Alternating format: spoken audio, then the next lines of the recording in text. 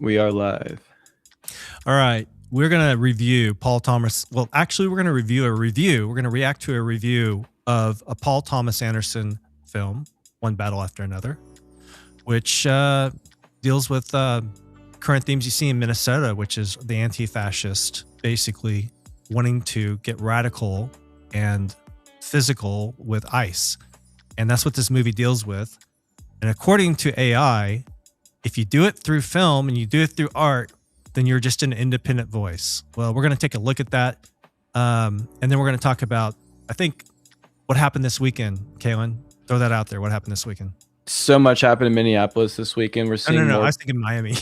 Oh, Miami too, Yeah. man. Like both big M's. In Miami, we had Nick Fuentes with Clavicular and the Tate brothers and everyone gathering in their little cozy party bus, I guess, and just acting very gay the whole way through. It was kind of entertaining to watch, and you know they had some bra moments with Heil Hitler.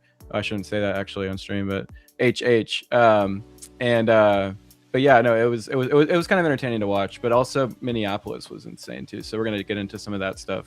So we've got some clips from all that stuff. But first, we're going to jump into this review. So you ready? No moment in One Battle After Another is quite as cheeky as Bob watching the Battle of Algiers on the couch while high.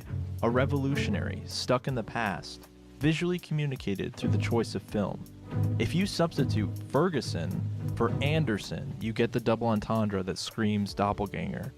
A filmmaker stuck in the past. When we first started talking years ago, I was still tiptoeing around, really embracing that it was a contemporary film. I had kind of safety nets, and we didn't want to talk about phones, and I was too nervous of all these things. And between him and Chase, it was pushing it and leaning in more and more to grounding it as a contemporary film. I mean, really just having to shake hands with it and look it in the face and say, we can't get away from this.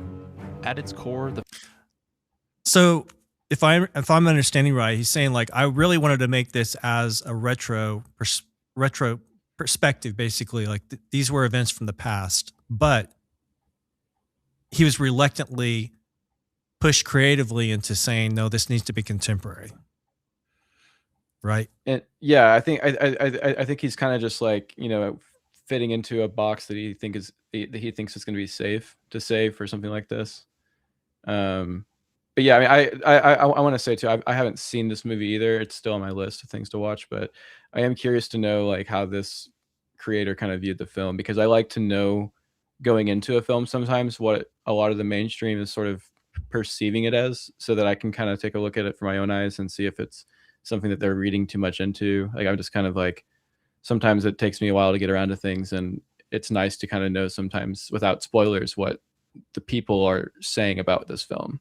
Well, I mean, if you're like me, I don't believe anything this guy's about to tell us, because this is Hollywood. We know how Hollywood feels about Trump. We know how Hollywood feels about, propagandizing their art, and they like to hide behind it's for the art. So I really want to see what kind of propaganda I guess we're going to get here with this guy's take. Film is about a relationship between a father and a daughter, but not just any father and daughter. I think it was very personal to him too. He wanted to do a story because he was thinking about his own daughter in this crazy world that we live in. One of the most overlooked aspects to the 55-year-old writer-director is the edge found within the seemingly chilled-out Californian's worldview. You don't create such harsh portraits of domineering individuals and institutions, oil tycoons, cult leaders, and string-pulling secret societies without genuine contempt for those who seek power for the purposes of exploitation. I guess conspiracy theories is a kind of thing that you sort of throw around to sort of say somebody's paranoid. Okay, this is the director, in case you didn't know, Kaylin. Or they're lost, or they're confused. But in fact, I mean, there's no conspiracy theory about the CIA being, complicit in running drugs from Southeast Asia. I mean, it's just sort of fact at this point, What about the conspiracy of the CIA probably being involved with Antifa? I mean, does that not register in his world? Yeah, I think that the bigger talk about CIA today is like they're always been known to interfere and be involved with other countries' affairs, but we know that there's the potential that slips into our own people's affairs. I know that's like rule number 1 or whatever. You're not it's supposed to. completely domestic. At least not all of it, but there's an element to it that's dabbling here. So Attitude is on full display in Leonardo DiCaprio's Bob. Grand wizard over there, right? Mr. Benjamin Franklin. Or father. Slave owner. In the awareness of historical injustices and the sporadic bouts of fiery passion that escape his inebriated state, one could go as far as to say that Bob is woke with a problematic twist. No, you called me. Do you understand that, you f***ing retard? If Bob is a self-insert for Paul Thomas Anderson, the French 75 cannot be taken at face value. At 17, he watched so many adult films that he fried his brain. He spent the next 10 years writing what would become Boogie Nights. He's been making movies ever since. At no point was he a revolutionary. Besides, no group that fits the description even existed in the mid-2000s. what is that supposed to mean? Antifa wasn't around.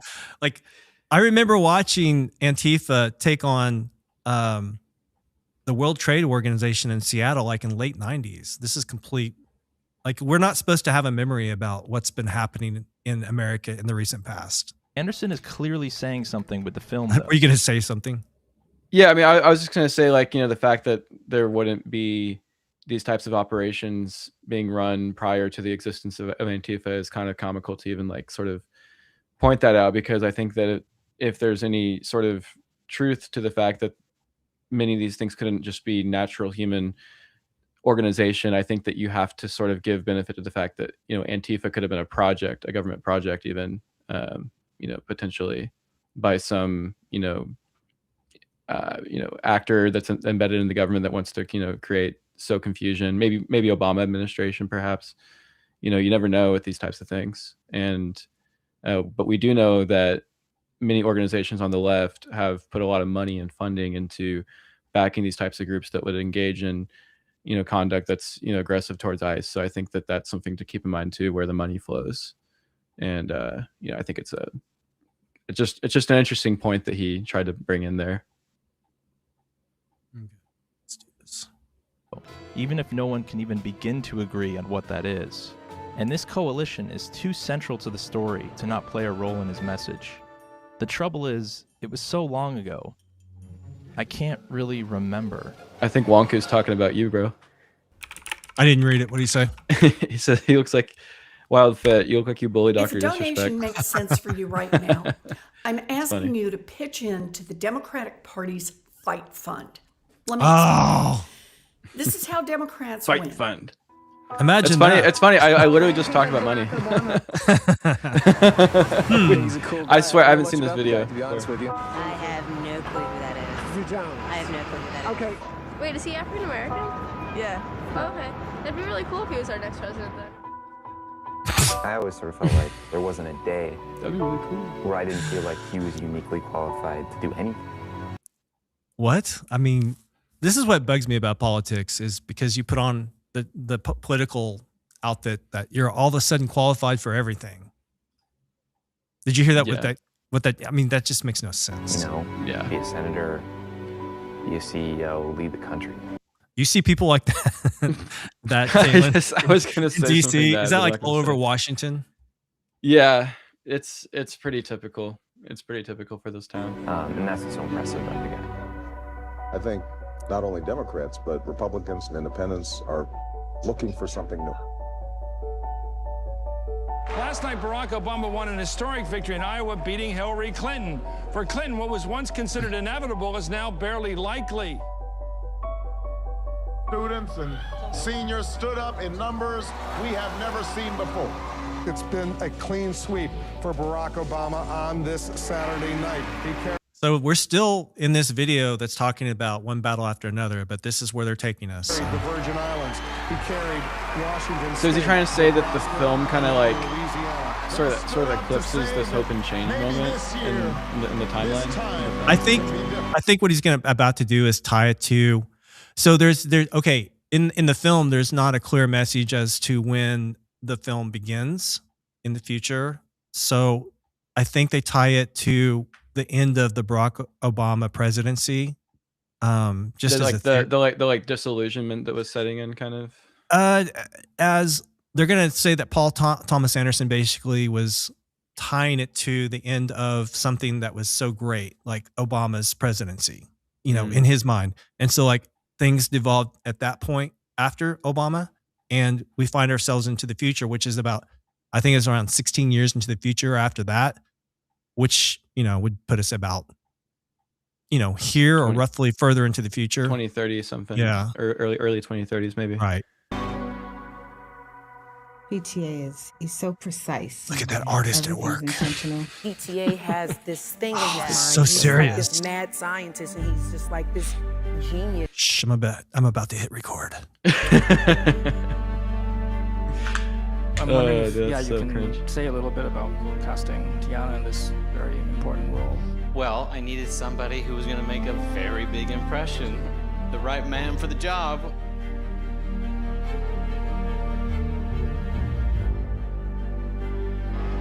People ask me, why do you think you can win? And I think if we're in a close race, these kids, they're going to win it for us.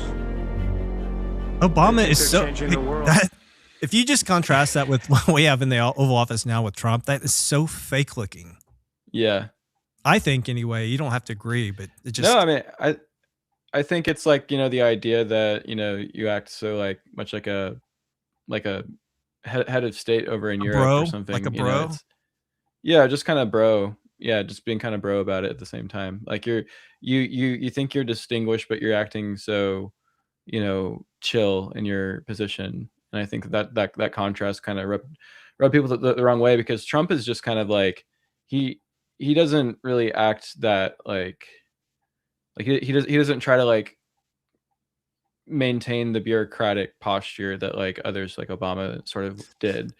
It was just sort of like, oh, he's Trump, he's Donald Trump, and he's yeah. So like president, Trump's approach is to like play it down. Like this is just the way it is. Yeah. Obama's approach was like to play it up. Like, hey, I'm this big guy, and yeah, I'm gonna shake your hand also. Well, then that's the best thing that they could do, and God bless them.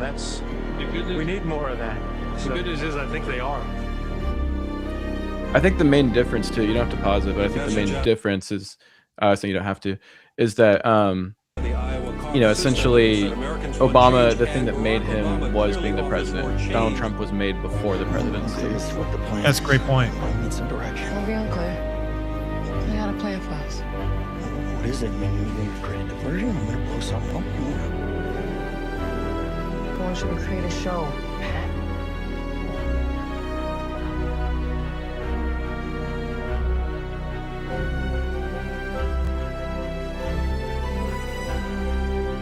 This feels like a 90s film montage. He's trying to bring hope and change to America, and if he is successful, I wonder, how will he break our hearts?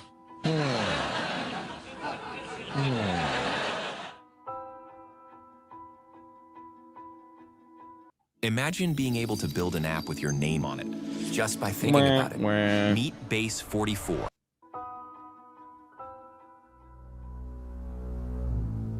No one understands one battle after another. Critics have talked at length about One Battle After Another being Anderson's most personal film and his most political. Yet for some reason, the entirety of the group has shrunk like a cotton shirt in the wash at the prospect of actually exploring both and their connection to each other. They're either led astray by the association to Pynchon's Vineland. It's the most Pynchonian part of the movie, in my opinion. But it's not. You've read Vineland. It's not in the book. It's not in that. But because the first time I saw it, I was like, "Is this Pynchon?" Spiritually Pynchon. Distracted by names instead of looking at the bigger picture, or most embarrassingly, they're taking the events happening on screen completely. So some people say it's. I guess there's a few camps, but one of them is it's political satire. I don't believe it for a second.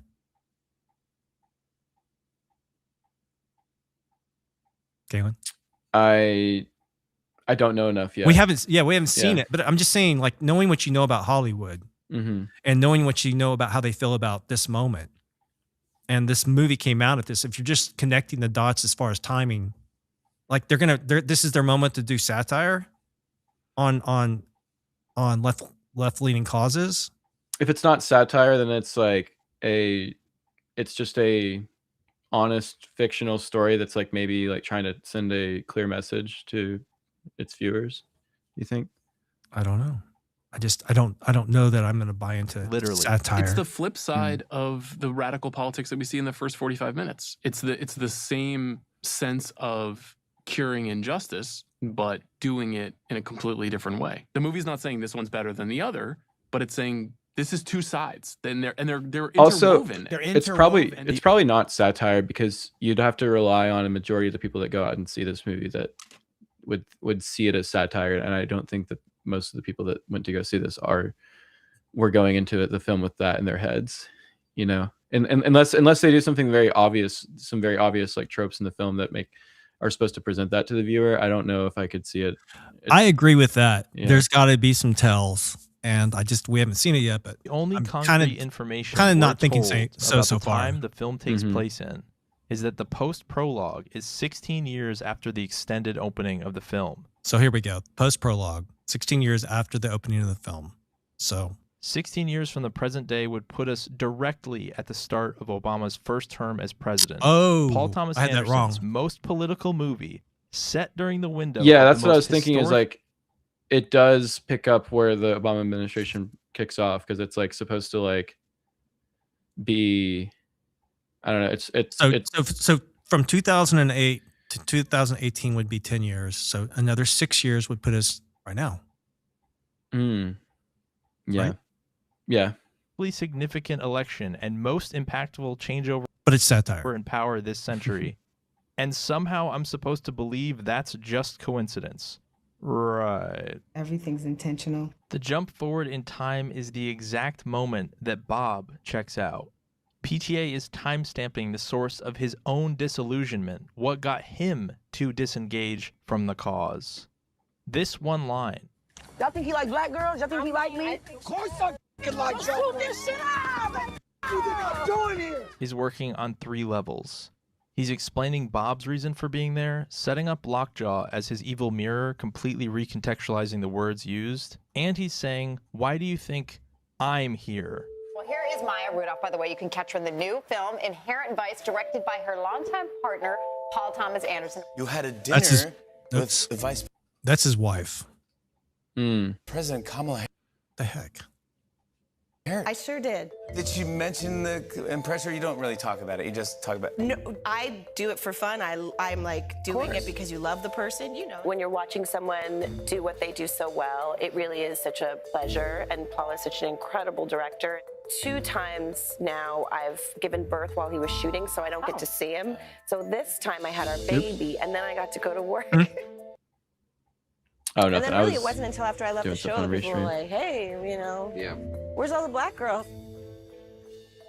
That's what I always say. Where the black girls Wow. are. I just can't believe what I'm looking at. Oh my God. You're looking at your That was their family. baby. You're looking at 2 generations of your family tree who were owned by that man, Warren Grigsby. That poor little boy. Jeez, it's insane. Wow. You just don't think of details because you don't have them.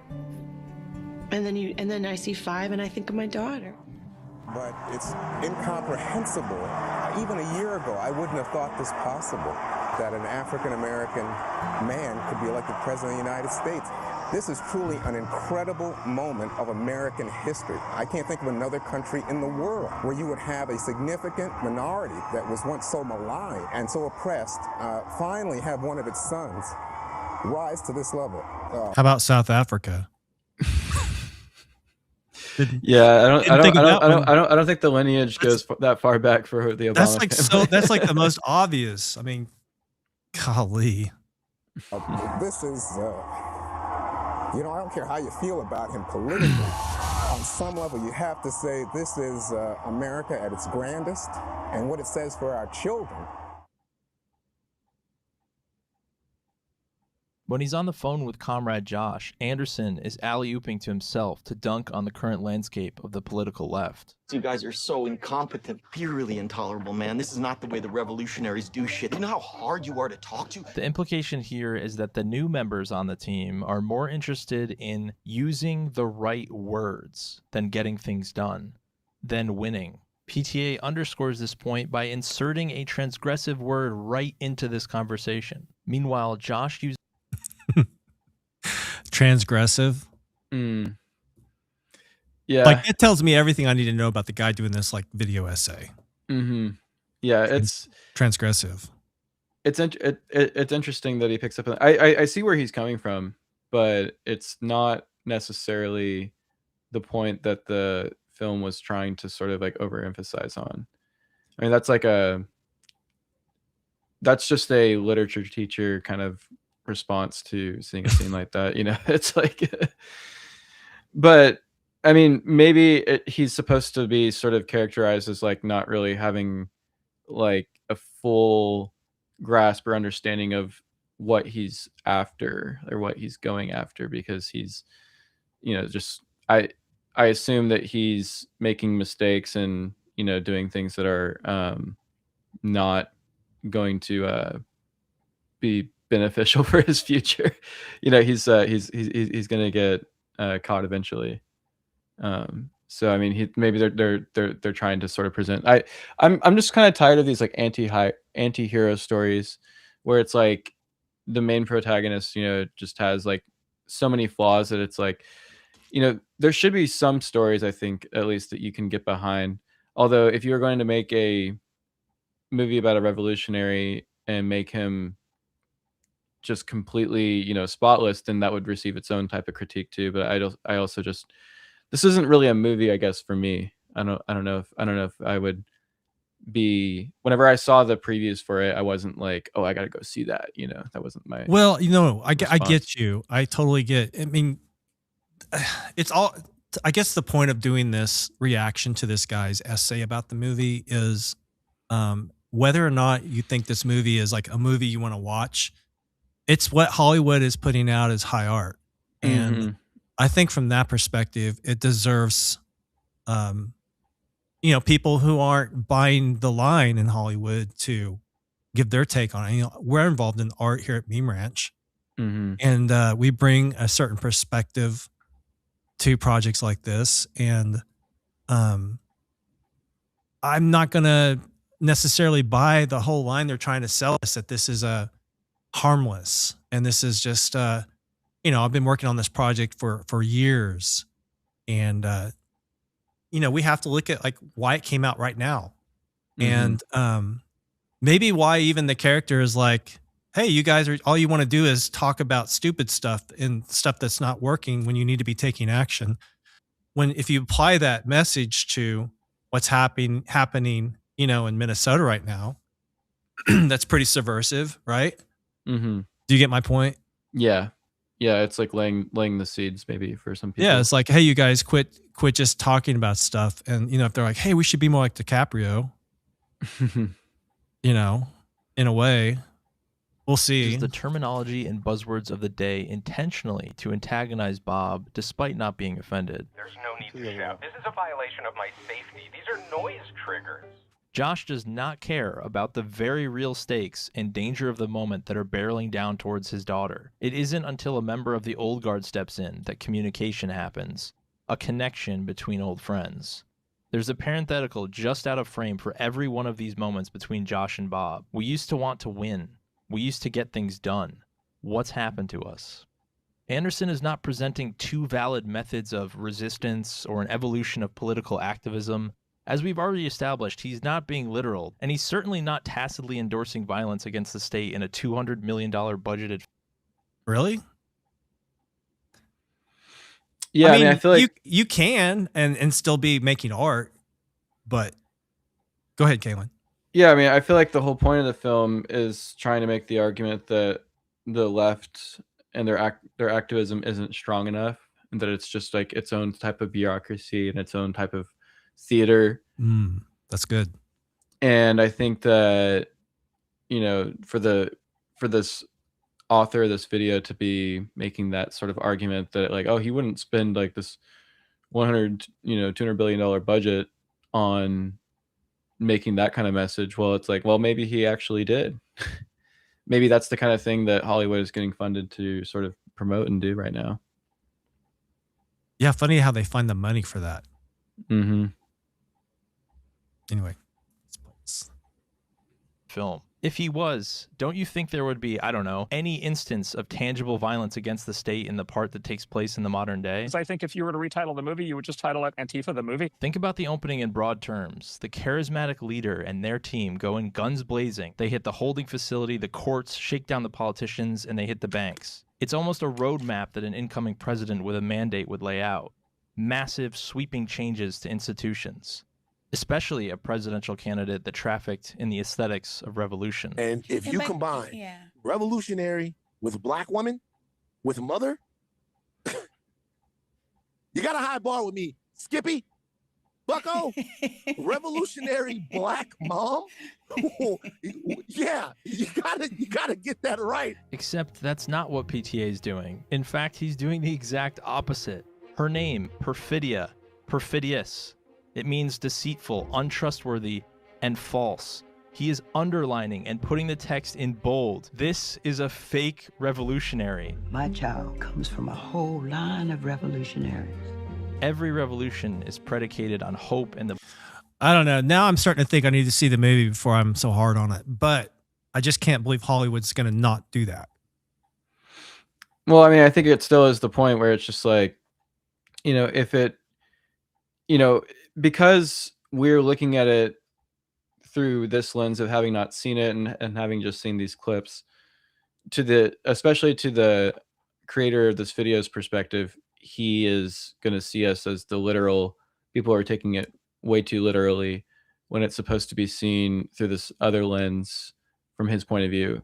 And he is the person taking it very literal, though. He's like breaking down the dates and the like what's on the screen versus what's real in the director's life.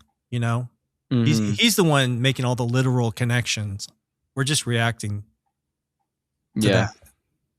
Yeah. So I mean, I think that this is going to be a movie that the bottom line is that it ties to sort of like a real world break point and sort of like this financial crisis era and the bank bailout, sort of thing on the horizon, and sort of the moment where the system is sort of revealing who it protects, and like that's even sort of maybe the president like Obama, and they're so it's sort of this like trying to like go above like Obama the hope and change guy, but maybe going toward like Obama the war criminal perhaps is kind of like the Obama the war criminal. Yeah, I don't know. Like, I mean that because that's kind of the thing is like the what was being sold wasn't actually what was being sought after to a lot of people on the far left. I think with Obama, even though to us it seemed very far left from the perspective of everything that he was saying and trying to change the culture to do. Go ahead. Sorry. But for that grassroots base on the left, it was just like platitudes and things that didn't matter to them from a holistic standpoint. There in memedom, there's tier levels. The whole, but with like artists and politicians, there's a corollary in that they understand their audience is like going to be stuck on this tier, and they're operating on these other tiers, so they can basically. And that's how propaganda works as well. Is like there's a superficial level to the iceberg, but then there's all the stuff that's holding up the tip. And I think with Hollywood, whether or not he is, trying to make serious art, which it looks like, he's known for that, and obviously his movies are good.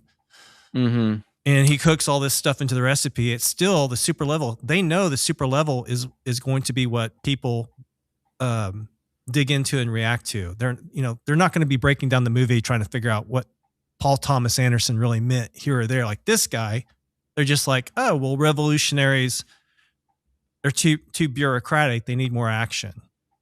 Mm. That's how it works in the real world. Well, I don't know if you had a finer point, but since we've kind of spent, the first part of this video on this subject, I don't know if you wanted to switch to another let's do it. of Hollywood kind of clashing with politics. They say Washington is politics for ugly people, or I'm sorry, Washington is Hollywood for ugly people. But in reality, people like Clavicular and the Tate brothers and all these folks are sort of meshing the lines between the red pill movement and sort of the political aligned Groyper types. And it's creating kind of an interesting fusion right now, I feel like, with some of the things that we've been seeing with the state of this kind of like red pill arc that we're in. And it's like, are we still going up the escalator on that, or is it kind of hitting a point where it's beginning to sort of eat itself, for lack of better words? And I don't know where it's at. I'm just sort of fascinated by this world. I mean, we've been very privy to this, I would say, since 2017, 2018, maybe even earlier for Xvala, when it comes to sort of your depth and knowledge on like the Nick Fuentes universe. But we're seeing an interesting point right now, where I don't know if it still has more room to grow. I don't know. What are your thoughts on that, Xvala? Let's look at the evidence. Let's see the exhibits. Okay. Well, here's a video that was made by this guy. I want to shout him out, PF Jung, because his analysis videos are pretty good, and I would say, he leans a bit rightward, I would say, but he's just kind of more so looking at things from the perspective of both sides have their propaganda, respective propaganda, and they will try to make you see a certain way before you really know the whole scope of things yourself. So I like his videos because they seem to kind of get to a middle ground point. And I'm trying to see if I can make this full screen.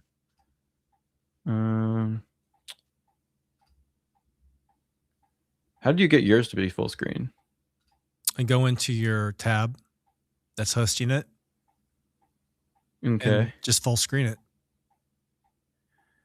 Yeah, but I'm having a problem. I can't get back to restream. That's my problem. And I know what I'll do. I'll just create. I don't know. I'll do it this way.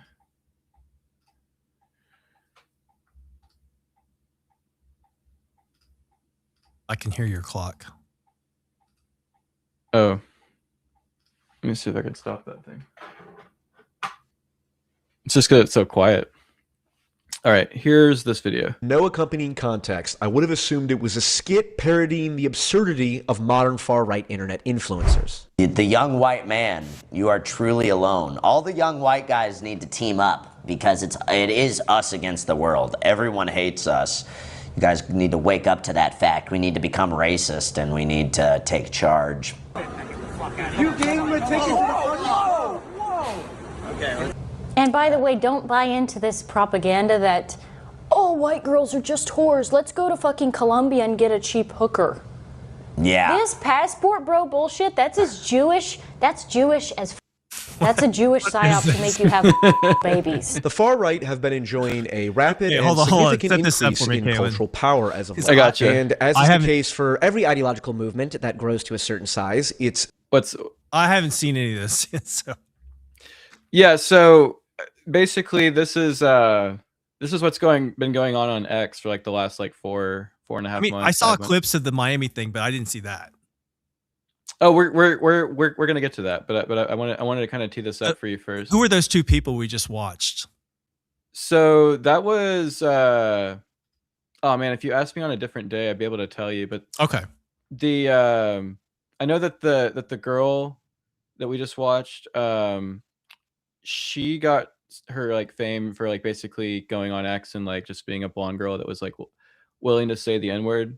That was like a big moment for her come up, and she's just kind of become like a base content creator ever since then. And then this guy, I think this is called like, this guy's name is like Women Tendencies or something like that. Like I have no idea. It's like I think it's like a dig on women or something like that. But they're both like that video was recently taken of him getting slapped at the New York Young Republicans dinner in December. And this guy on the left, this guy in the white shirt, he's like a conservative guy, but he, I guess, like thought that this dude was a some kind of like left-wing provocateur, but in reality, he's like sort of like on the right. It's so confusing. It's basically the point is that these people with the avenue of the big tent on the right, on the far right, these people have been allowed to sort of like take up sort of the vacuum of the space that's been created for this type of content. And it's kind of taking a look at like, you know, how it's able to, you know, sustain itself whenever so much of it is kind of borrowing the same sort of rhetorical tactics that the left uses, that you'll kind of get here in a second with this guy's analysis. Okay. The right have been enjoying a rapid and significant increase in cultural power as of late. And as is the case for every ideological movement that grows to a certain size, its self-destructive tendencies are starting to become more and more obvious. Unless you are socially and emotionally stunted, it's painfully obvious how ridiculous and pathetic these far-right influencers look and sound to normal people, including many right-wingers. The same can be said for the growing paracultural arm of the far-right movement known as the looks-maxers, who are young men who've channeled their weapons-grade autism and body dysmorphia into a semi-coherent ideology that centers around paying any price for the sake of looking physically attractive. So right now, I am infertile, but I'm not able to have a kid right now. But let's start by examining how the far right's focus on Jewish identity is predictably devolving into a self-destructive, pathological ideology. As evidenced by this clip, it's become the norm within less competent circles of the far right to say that anything bad is by definition Jewish. It's Jewish to have mixed-race babies, it's Jewish to support gay marriage, etc. Most importantly, anything that is woke or remotely left-wing is also Jewish, because you can trace the origin of a lot of these ideas to a few Jewish intellectuals, which is, of course, technically true. The irony is that many on the far right are falling victim to the exact same type of signal creep that many on the left have fallen victim to. In my video on the post-war consensus, I explained Well, I mean, he says all that stuff. If it's super inflammatory and bad, then he goes, which is technically true. That was just kind of funny. He just threw that in there. It's like he agrees with all the bad stuff he's getting ready to roast.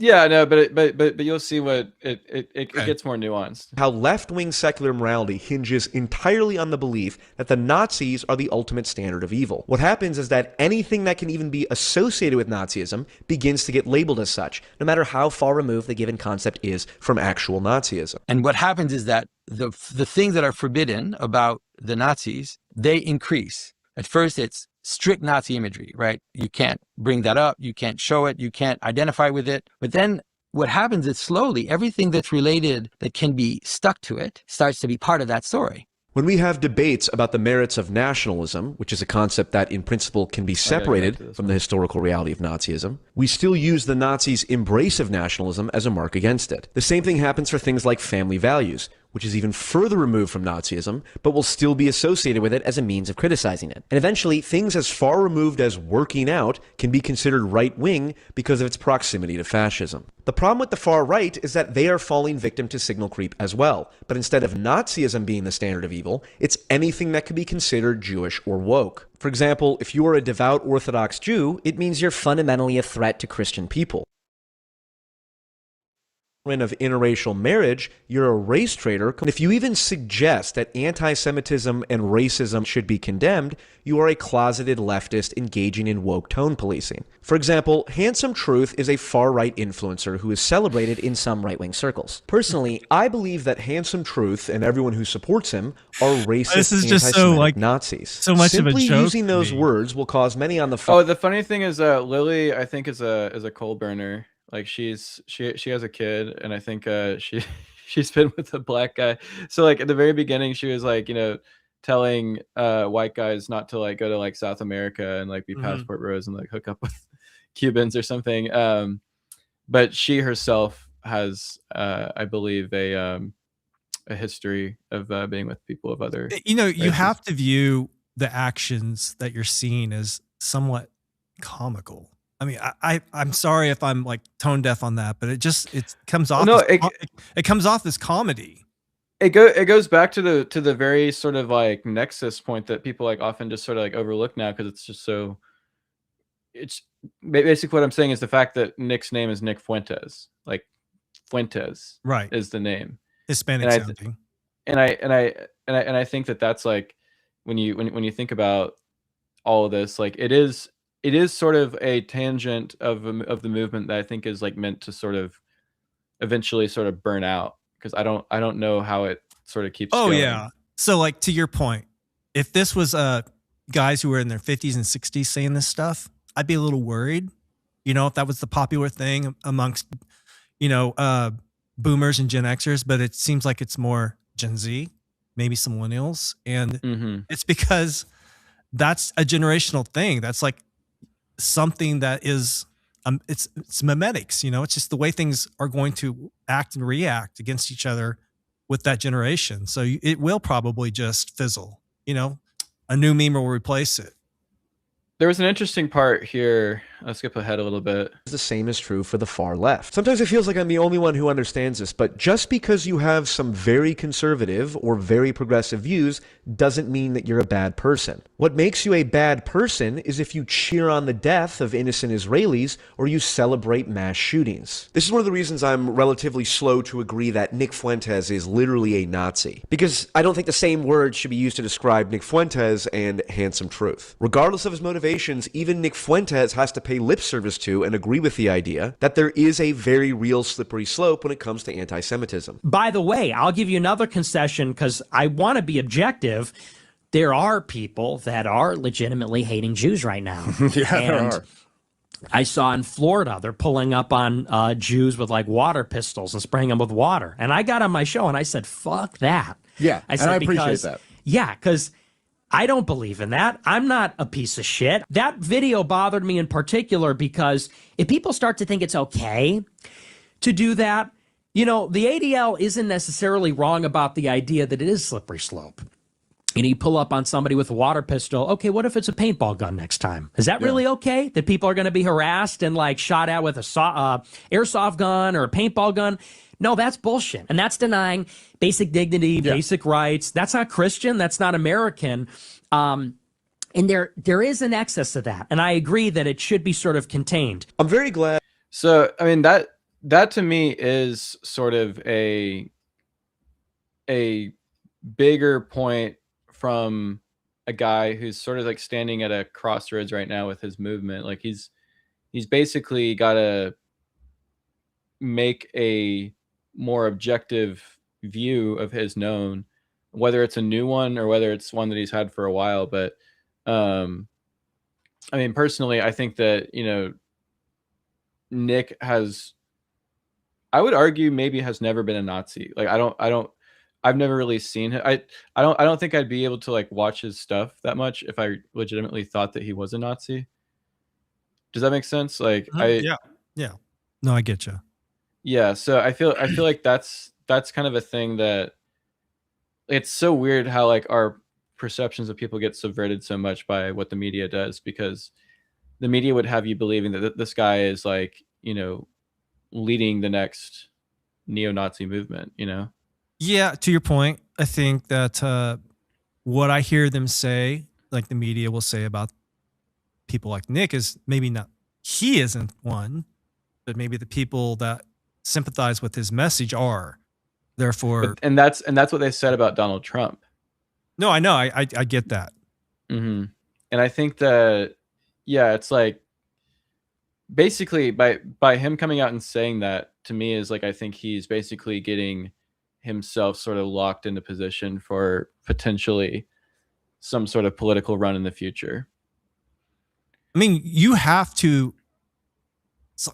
One of the big problems people have creatively is, and it just from a societal standpoint, like to be not suicidal as a society is instinct and your intuition.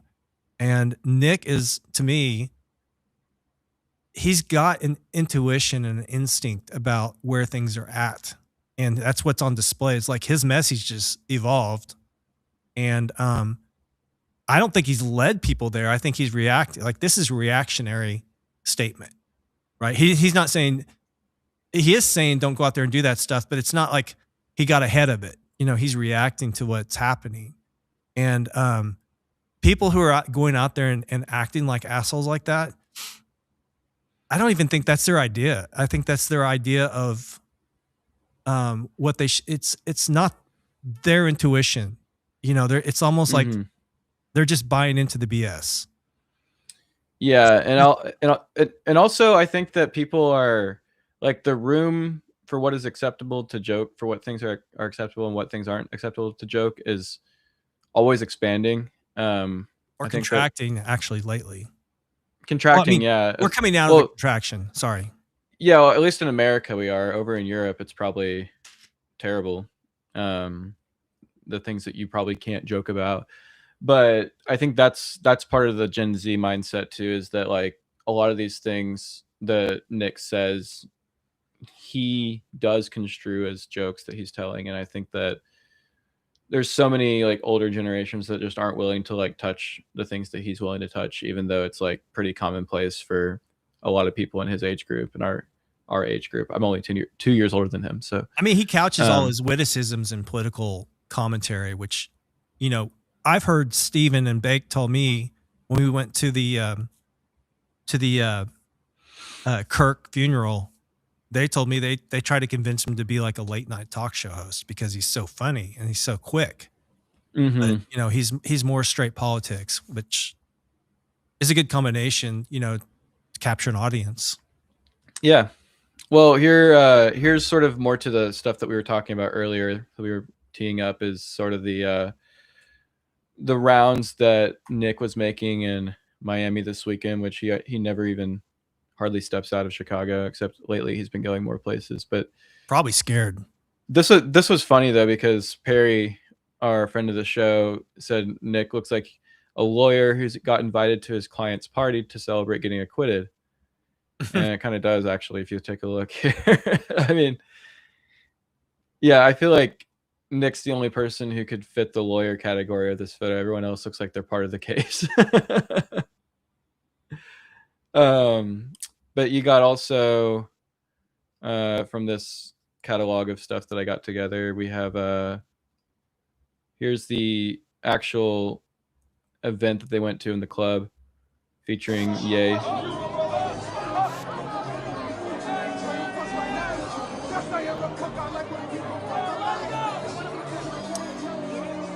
Man, Sneeko feels so emboldened singing that cuck line, doesn't he?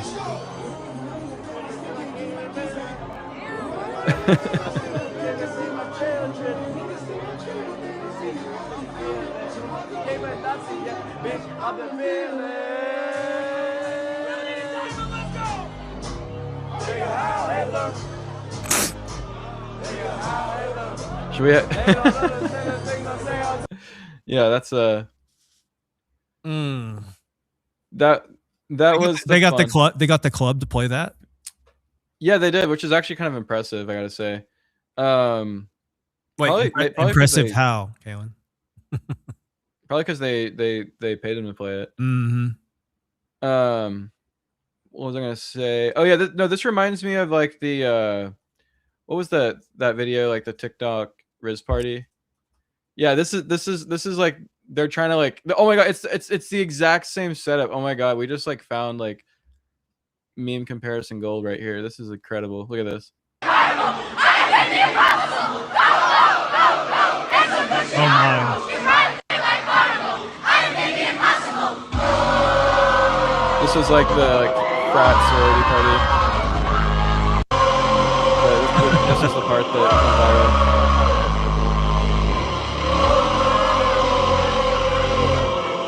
This goes harder than what they just did.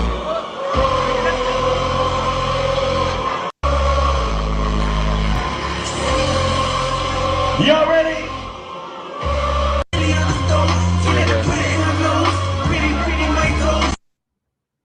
Yeah, it cuts away at the best part. But yeah, no, it feels like the same kind of thing going on here. But for some reason, the Nick video that was just cringe to me. I couldn't watch that. They even did it again in the party bus, but I'm not going to play that song again. So who was in the party bus in Miami?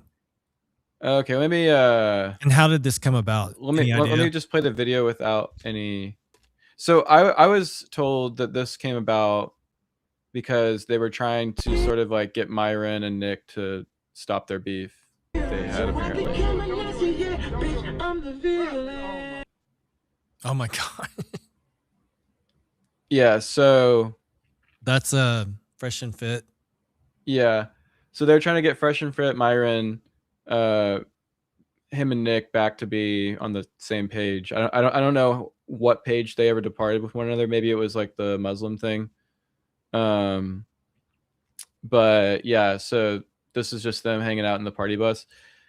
And I think that was the point. I think they were just trying to get back with Myron, and you know, there's also get views, you know, that's always the point. But then there was that very striking moment though inside the club that we got the lip reading. Actually, did you say that you heard Nick say, "Nah, I'm good on the girls"? Is that what he said?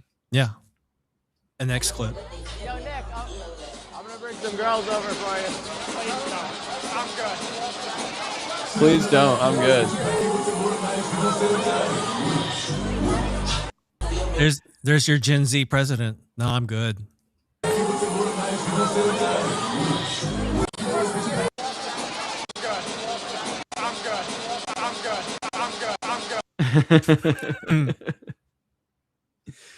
That's so funny. Yeah, and then yeah, the other thing going on this weekend. Oh yeah, I guess before we get away from the Nick thing, I guess to tie in that video with what we just saw, I think is sort of like encapsulating the big problem that this side of the far right has, like not the complete far right, but just like this element, this looks maxing crossover type thing. Because it's like what beyond like sort of like low human capital is this like sort of like, you know, contributing to? Like I think that, you know, like what I guess the question, and it's an annoying one because everyone always asks it, but like what is this conserving would be sort of the more, you know, poignant way to describe it. I mean, it's not to be a square or anything, but it's like you're talking about a guy that, you know, both these guys in this picture say they won't even support Trump now, or support Vance at least. So it's like kind of goes back to what we've always sort of said about Nick, is like I feel like he's always sort of trying to get his, like, stake his territory on a unpopular position now and hold out for when maybe it becomes popular in the future. I mean, it's just contrarian, you know. It's just yeah, it's just contrarian mess. You know? to stay ahead of like, yeah, it's because you get everyone to move to one area, and then you don't stand out. Mm-hmm.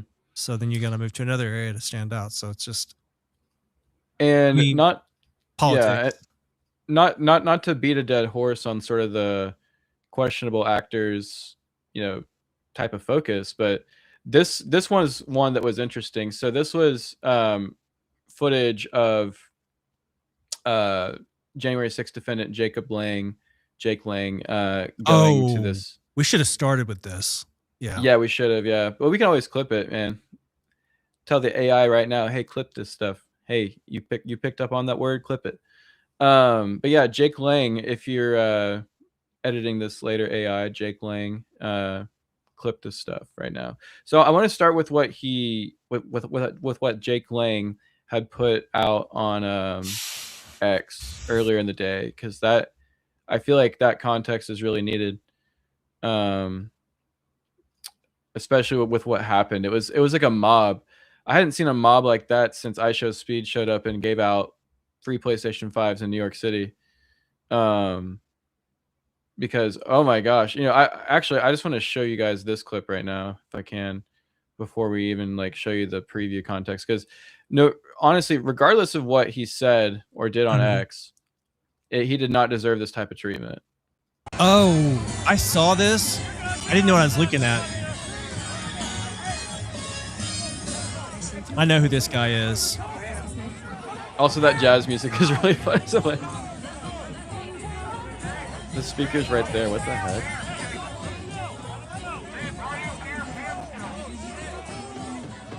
So, obvious question.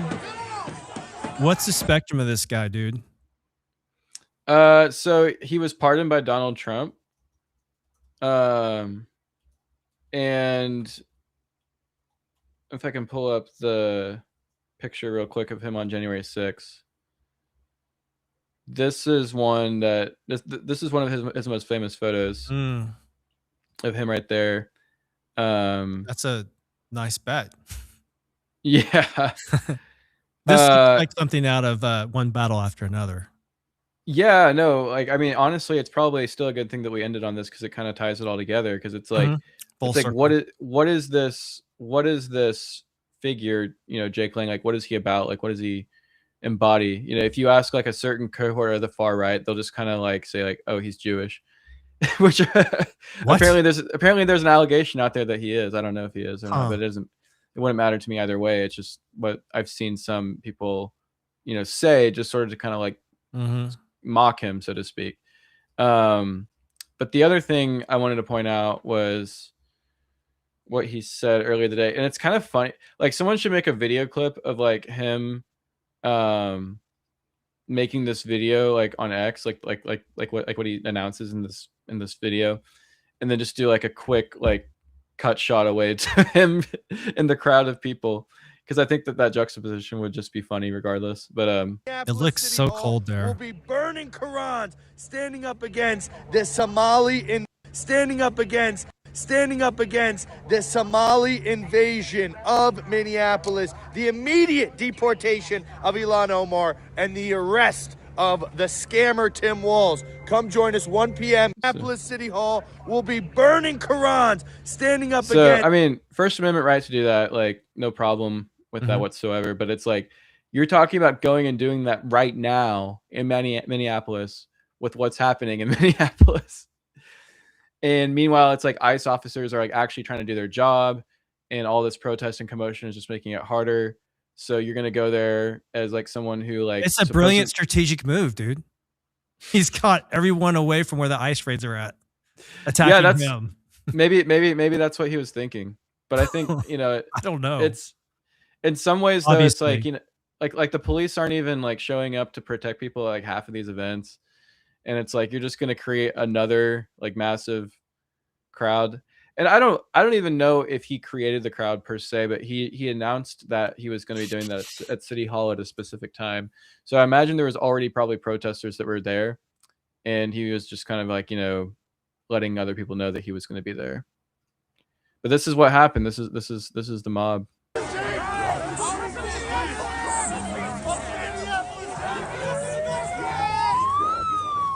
Way braver than oh, there's the blood coming out of his head.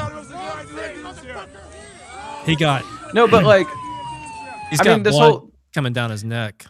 Like, why is your response to this like braver than I am? Like, it's like that's besides the point. It's like, you would be brave in like X number of circumstances, especially if you were in a situation where your family was being threatened, right?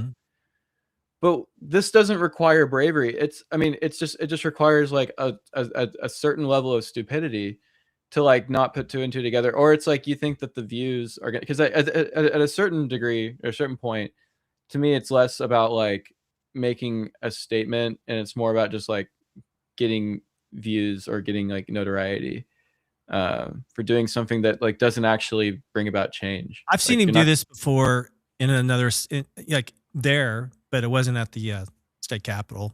He was like, he was where those learning centers were doing it, and he got verbally attacked, but not physically. So yeah, he did something in DC a few weeks ago, like where he was doing an anti-APAC demonstration. So that's why it's also funny too that like some of his detractors call him a Jew, because he doesn't seem to care too much about AIPAC. So maybe if he is a Jew, he's he's on the side of the America First people. So maybe that's the thing. Who knows? Maybe he's just autistic. I just see this and I'm like, you get given a pardon, the president, because you were at an event that was like at a high intensity, as are these protests sometimes. Like I have a lot of respect for a surfer that still surfs after getting bit by a shark, but it's like, you know, we need an artist to do this kind of thing. So there's an actual statement behind it, not just because it's, I don't know, it's like, what is his aim? But if there was a good artistic... An art display would be so cool. An art display might make more sense. Yeah, so apparently he winds impact. up getting... So he, in order to get out of this scenario, which it doesn't show in this clip, but he winds up getting in somebody's car who's there to like protect him or save him. But the ironic part of it is that apparently he got kicked out. He got kicked out a few blocks later because the people that picked him up thought that he was just like some guy on their side that was in danger, that was getting bullied or harassed by people. And whenever they found out that he was a Trump supporter, they kicked him out of the car. Oh, they thought he was Antifa. Yeah, they thought that he was like some Antifa guy or something that needed help. Isn't that crazy? There's your Antifa satire. Yeah. It's just real life, not a movie. Yeah, so I don't know, man. This kind of stuff, I would say there's things, I could probably name you like 100 things that I find more brave than like doing this kind of thing, because give me one, because I need to do something that's interesting. Like a good artistic statement. Like an ice sculpture that says stand up for ice or something like that. Well, interesting you said that, because I already looked up who can do those in Dallas. Okay, then we're on the same brainwave. You know what I'm talking about? Yeah. Yeah. Mm-hmm. Yeah, so we're on the same brainwave then. It's like something, it's like that took me 3 seconds to come up with that. I came up with it a week ago after we talked about going to Dallas. I was like, we should have an ice sculpture. Yeah, so I think that would be pretty cool. I think, but yeah, like doing something that's just not going to get like a religious group upset. Like it doesn't matter. Like, I mean, I understand it's like they're already upset. They're always upset. So yeah, the religious groups are already butthurt about everything. So like find something to maybe stand up for ICE for, because that's what this whole thing is sort of, the left is fighting, is they're trying to fight ICE. They need help on the ground doing their job, and they're getting sort of berated all the time by these people. I don't want to say they're getting pummeled, because they're the ones that can pummel the protesters if they need. But yeah, the berating just kind of has to stop. Like it doesn't actually do the thing that, it's not going to cause ICE to leave. Although I do think that ICE, I have plenty of criticism I could give to ICE about how they could re-strategize.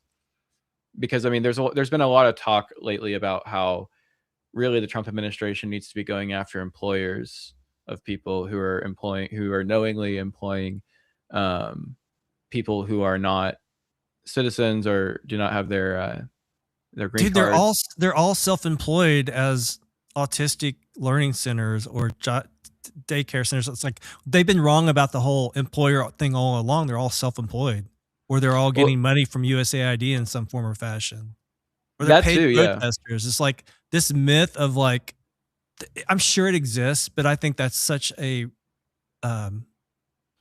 straw man at this point, because like when I used to hear that, it was always, these big employers or whatever, but I think it's a little bit more sophisticated, we found out.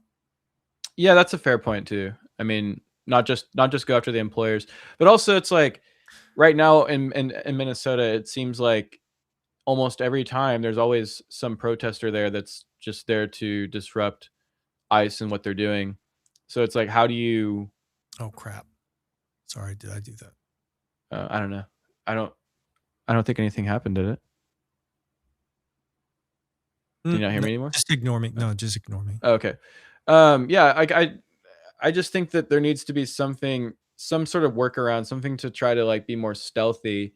Even I don't know how they can, because they're already driving around sometimes in these unmarked cars and they still find them. Oh, speaking of unmarked cars, maybe we can end on this because this is just pathetic. So there's a very there's a lolcow leftist content creator named Will Stansel, and he even has like an AI show that's been created about him that's sort of just like mocking his entire existence. But apparently Will Stansel was chasing down ICE earlier today, and it's just like one of the gayest things you'll ever see on the internet. It's so bad. Let me see if I can find it. Yeah, here it is.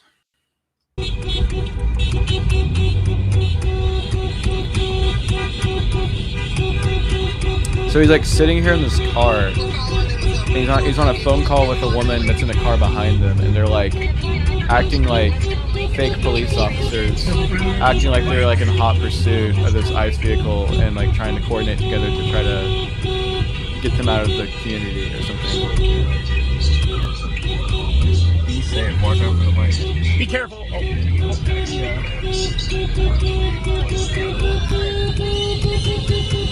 But he just sounds like the most dysgenic person you've ever heard of behind the camera. You couldn't pay me to live in a leftist area. There's no reason all this chaos should be happening. This is like, the guy. you're just trying to like, live your life. Say that to him. Someone else. What do you think of this guy? I mean, he's not looking back. He's not looking back. Yeah. No.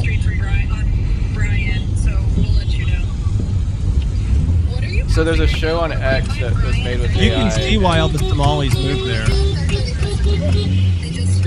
Yeah, this is the show that was made about him using AI. And essentially the whole like plot point of it is that it's like just surrounds his like gay Chungus life, and and he basically has to be humiliated. Why is it Chungus? How does Chungus fit into this? I don't know, because he's just kind of like a fat Chungus. Okay. But I was guessing that was what it was, but I wasn't sure. Yeah, there's also like this whole like plot point around like how he got raped by Grok. That's why there's a robot after him in this shot. So his like tagline is like the most raped man alive is like his calling card. You could describe it as. But he hasn't consented to that. People just call him that. It seems like it seems like he and Lang might be opposite sides of the. Yes, like, they're kind of like soul brothers, but opposites. Yeah, I do think so. Will Stansel is like the Yang to the Lang. The Yang to the Lang. Yang to the Lang to the Wing Wing Long. That's what I think about these brown motherfuckers who are just like literally like how long he tails this car.